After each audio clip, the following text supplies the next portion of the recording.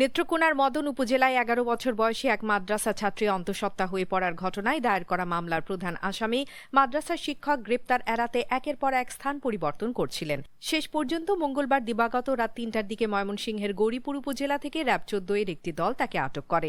RAB জানায়, মামলার পর তিনি প্রথমে গাজীপুর, পরে টঙ্গী এবং সর্বশেষ গৌরীপুরে আত্মগোপনে ছিলেন। বিষয়টি নিয়ে বুধবার দুপুরে ময়মনসিংহ নগরের আকুয়া বাইপাস এলাকায় র্যাব ১৪ এর প্রধান কার্যালয়ে আয়োজিত প্রেস ব্রিফিংয়ে বিস্তারিত তুলে ধরা হয়।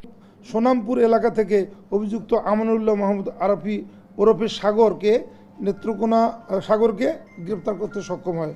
পরবর্তী আইনানুগ ব্যবস্থা প্রক্রিয়াধীন রয়েছে। র্যাব জানায়, শিশুটির পরিবার মামলা করার পর থেকে শিক্ষকটি পলাতক ছিলেন। ঘটনাটি এলাকায় ব্যাপক ক্ষোভের সৃষ্টি করেছে এবং তদন্তের অগ্রগতি নিয়ে স্থানীয়দের মধ্যে আগ্রহ দেখা গেছে।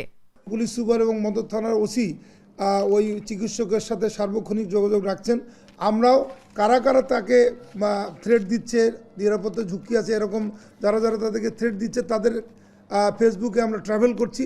যদি এরকম আমরা পাই তাহলে আমরা অবশ্যই তাদের বিরুদ্ধে আইনানুগ ব্যবস্থা গ্রহণ করব।